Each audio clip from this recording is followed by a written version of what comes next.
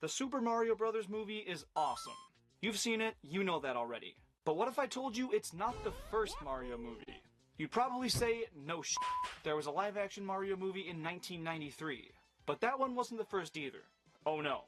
In 1986, yes, a year after the original Super Mario Bros. Came out, we got Super Mario Bros. The Great Mission to Rescue Princess Peach. And by we, I mean Japan, because it never made it any further. That being the case, it's entirely in Japanese, and it's not your traditional animated movie, nor is it live action. It's an anime. I normally stay the hell away from those, but since it's Mario, I had to make an exception and learn as much as I could about this. The film was produced by Nintendo and Grouper Productions, and is the first movie ever to be based on a video game.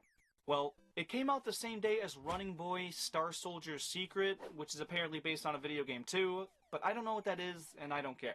They did quite a bit to promote this movie in Japan, releasing a bunch of books, manga, watches, rice containers, and branded ramen noodles, which he eats in the frickin' movie.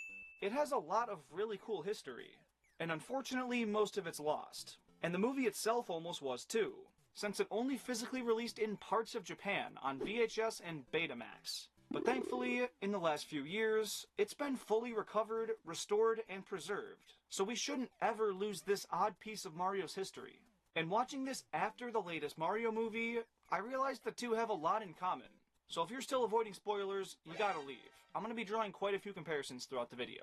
With that said, let's give the film a little context. The year is 1986, and Mario as a source material was fairly new and didn't have much to pull from. As a character, he was introduced in 1981, and his first mainline platforming game came out in 85, so there wasn't much for the creative team to work with. There were some things about the world established, but also a ton of question marks. And that considered, I think they adapted everything pretty well. But of the things that were set in stone, the movie misses on quite a few of them. For starters, the brothers aren't plumbers, or even construction workers, which would have worked too. No, they run a grocery store. The movie doesn't spend much time on it, but still, there weren't a ton of set characteristics for these two, and one of their biggest was completely ignored. Also, the mushroom, fire flower, and star power-ups are treated way differently than they are in the games. Here, there's one of each spread around the Mushroom Kingdom, and Mario has to find all three before he can go fight Bowser.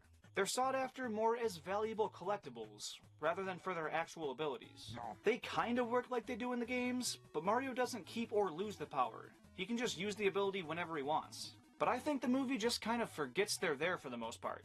He finds the mushroom first, and minutes later it shows him growing huge to stomp a giant Koopa. But later on, when he's surrounded by Spinies, he doesn't use it.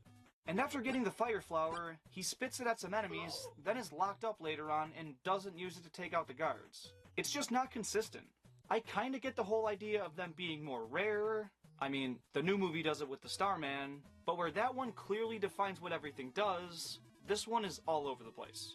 Other than those things though, everything else is fairly consistent with the established canon at the time. And while some things don't align with what we expect from Mario today, it's simply because they weren't defined when this movie was being made. For example, Luigi's personality. We know him now as a timid, cowardly, self-conscious underdog.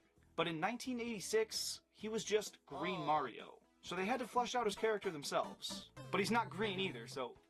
what? Instead, they made him the more sensible brother, and greed is one of his defining traits. The whole reason he agrees to go on the adventure is because of the rumored gold coins, and throughout the whole movie, he's going out of his way to get every bit of gold he can find. Hell, he even saves the day by mining for coins under Bowser's castle and hitting a water line, which causes the entire thing to come crashing down. Funnily enough, that's the only instance of either brother doing any plumbing, and I don't think it was intentional. But hey, it works. It makes a lot of sense for them to take the character in that direction, since coins were a big part of Super Mario Bros. And while it feels off retrospectively, it's not wrong. And it's the same thing with Bowser. He's still the big bad guy, but his quote, black magic, is way more prominent.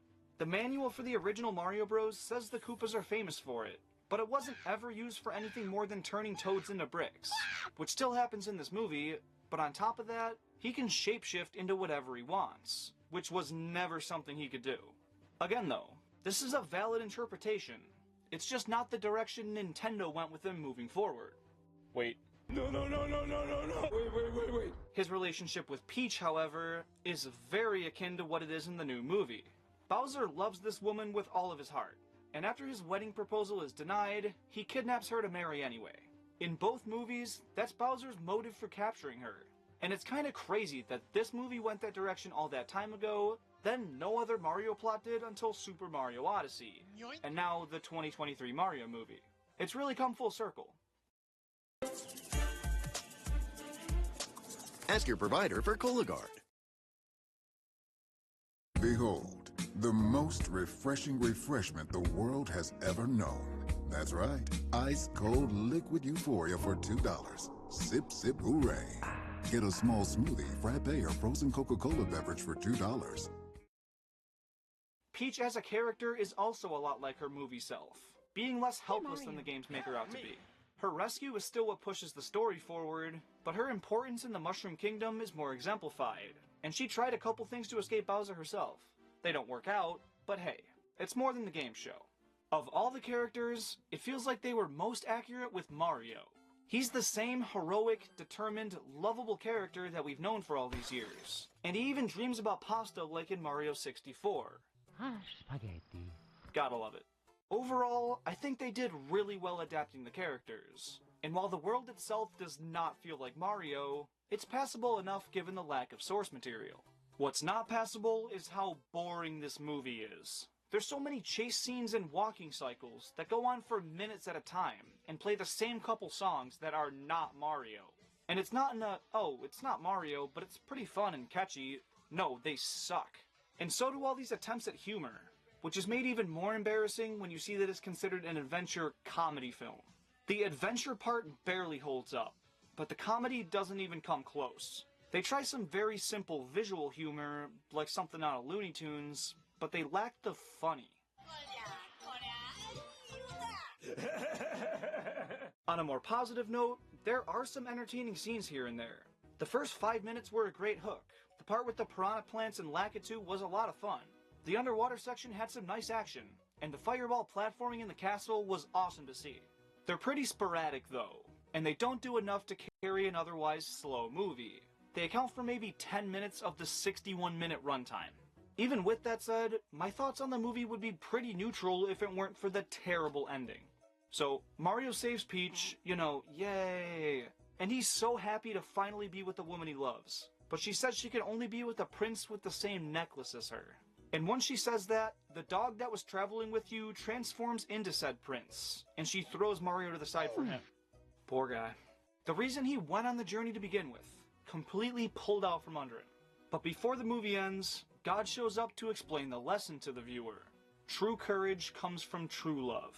I don't think he just saw the ending. Let's not spoil it for him. But yeah, that's Super Mario Bros. The Great Mission to Rescue Princess Peach. It's not very good. It exists, and I'm glad it's been archived and uploaded on the internet for anyone to watch, but you probably shouldn't. If you still want to see it for yourself, click the link in the description to check out the 4K restoration on YouTube, which was done by Kaneko Video. Thanks to their hard work, this weird piece of the plumber's history will live on forever. And speaking of bad Mario movies, I've never seen the one from 1993, so if you want me to watch it and make a video about it, drop this video a like. If it gets to something crazy like 1,000 likes, I'll drop whatever I'm doing and watch that glorious piece of cinema. In the meantime, check out this video, where I cover everything about the Mario Bros. Plumbing van, and uncover all of its mysteries.